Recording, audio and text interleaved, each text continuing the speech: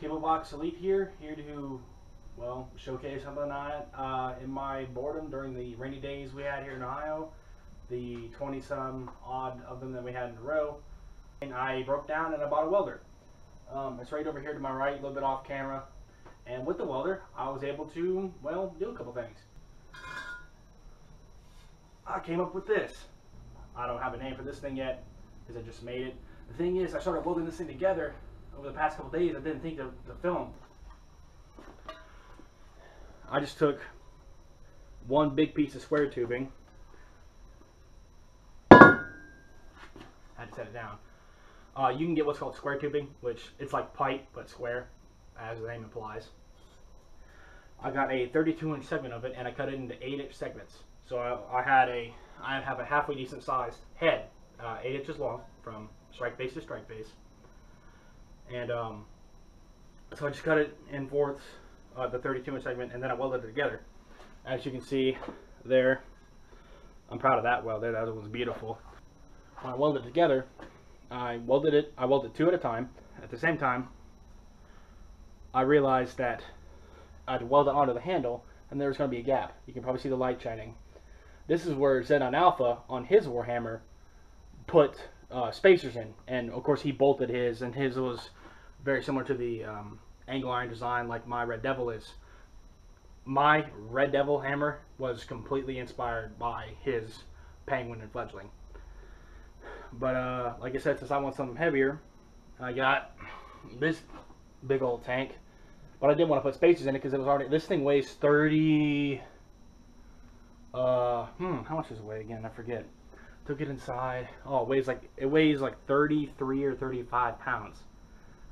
That one weighs maybe 6 or 8 collectively. This thing's a tank, let me tell you. But you feel powerful holding it, I can tell you that much. Anyways, back to the manufacturing process.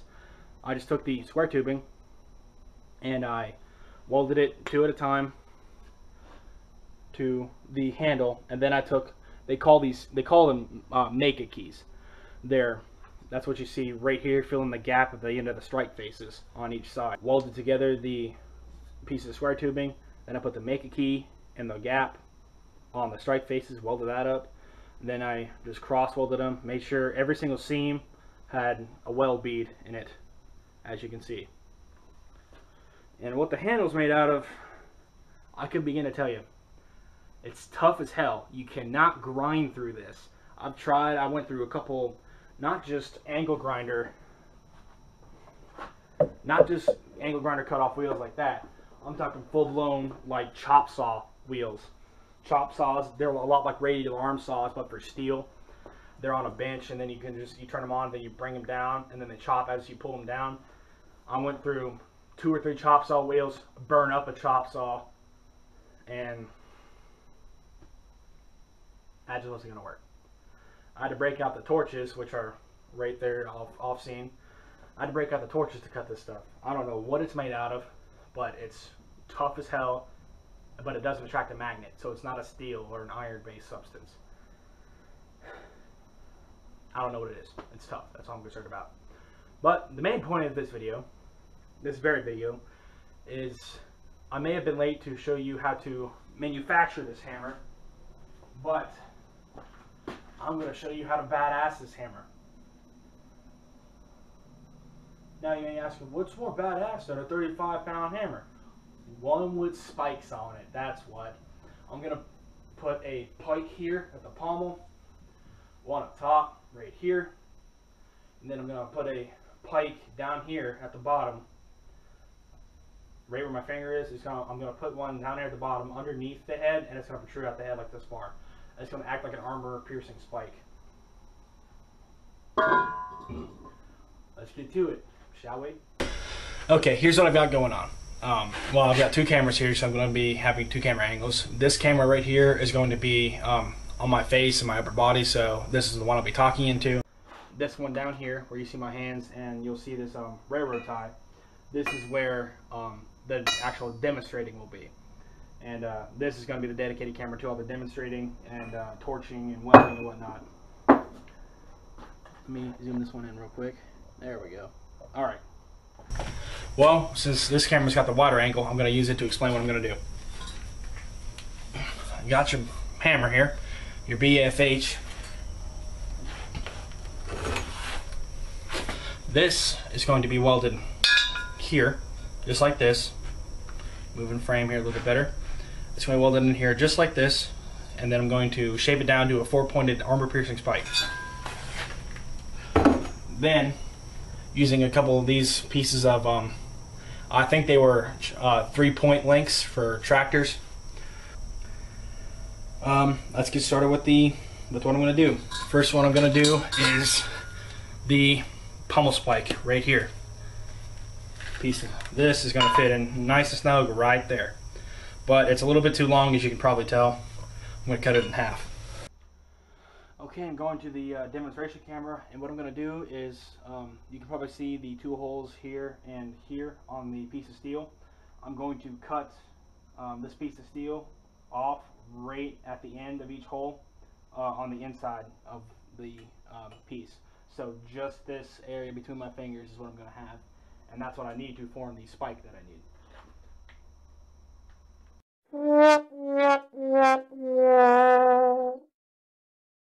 So got to resort to the old method, the big grinder.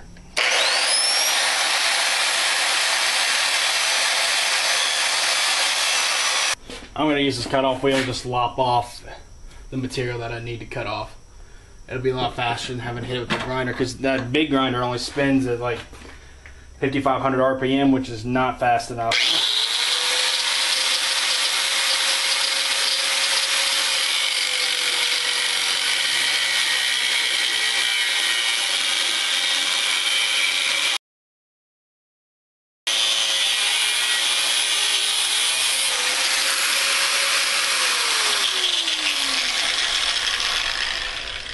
That's one side.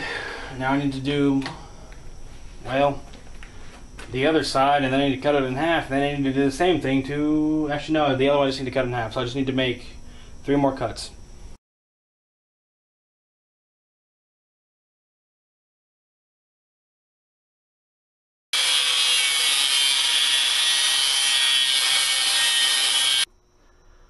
Okay, now that I got my pieces cut for the spikes I'm going to add, I'm going to first weld the bottom one here. And I got this piece, and you can probably see how this has got a fork in it. I've got both cameras running because what I'm pointing at right now is going to be filming while I'm turning around welding, just for dramatic effect. And this one is going to be on until right before I go to weld. Like, I'm going to get it all set up and everything else like that and show you what's going on. But I'm afraid the arc light from the welder, if I've got to wear this mask, I'm not sure if it's going to damage my camera's lens. So I'm putting my helmet on. I'm going to tighten it up.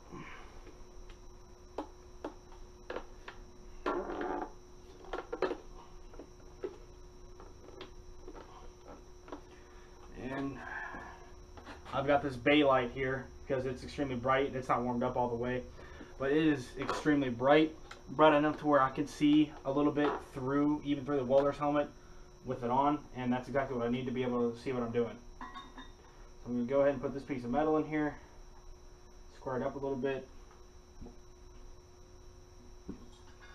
Got my ground here from the welder connected to the shaft of the hammer handle.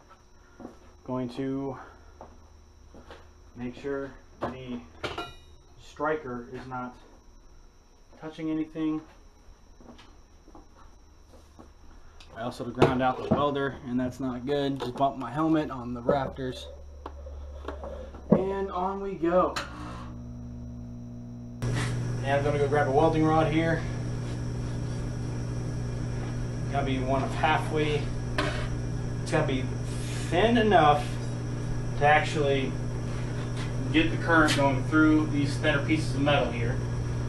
At the same time, it's got to be thick enough to where it can put a very substantial weld bead on.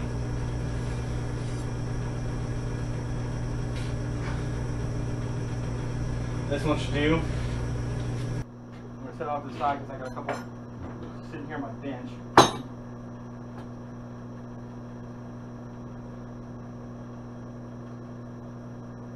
one's I got a 7016 right here from a bench I'm looking at. I'm going to try it first. There we go. Okay, and this camera is going to look away.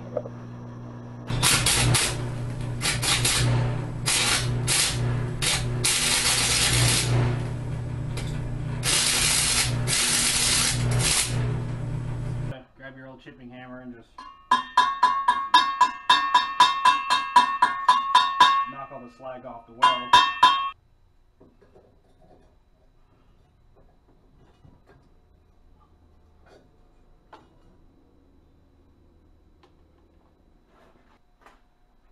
Now I'm going to work on the armor piercer, the big pike that's going to go underneath the hammerhead right there, just so. Fit in there just like that. So let's get to it.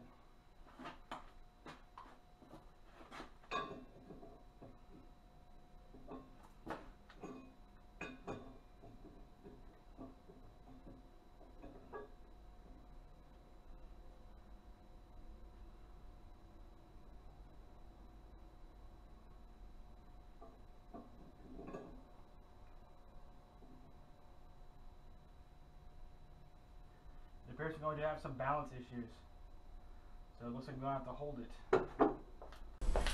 To do that, good thing I have these. I'm going to need an asbestos glove because this stuff gets pretty cooking. I mean, enough to, if it can melt steel, it'll melt your flesh, so it's just the way it works.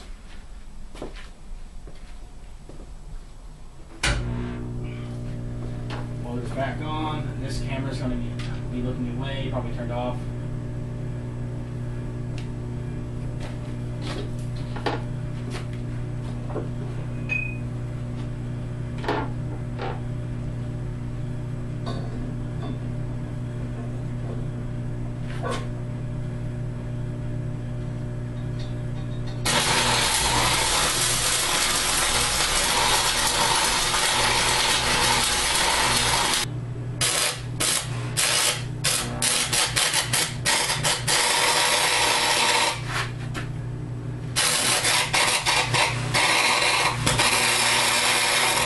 With the top pike now, so that way when you're parrying somebody, instead of having to bring the hammer all the way down and try to get a strike in, you can just thrust it like a spear or another pole arm. Looking at how wide the handle weld is, and I don't think I'll need it for this.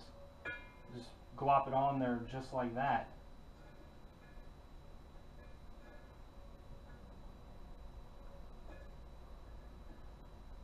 That's probably what I can do actually.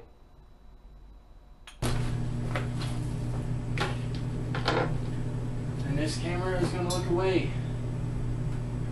I'm going to need that glove again because I don't trust its balance.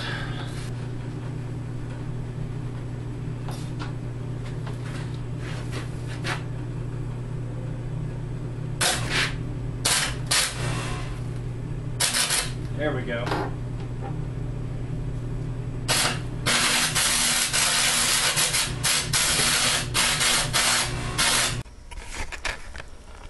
Okay, so it's really too hot for me to hold still in front of the camera, so I'm just going to brought the camera here to it.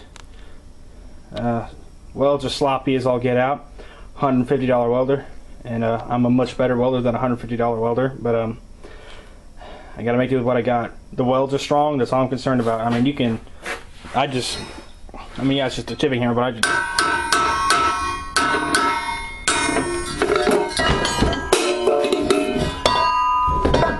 And we're not doing too bad, despite all the falling and whatnot.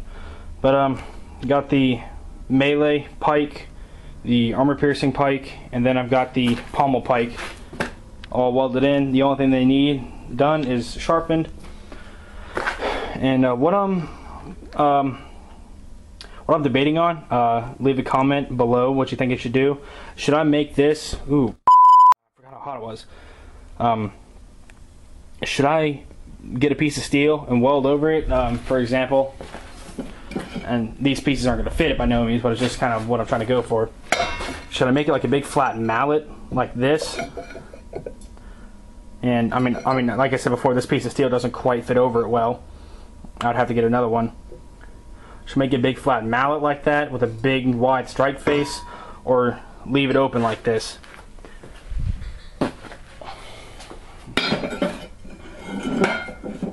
And for the people who say I should make it a big flat-faced mallet, I would do that on both sides.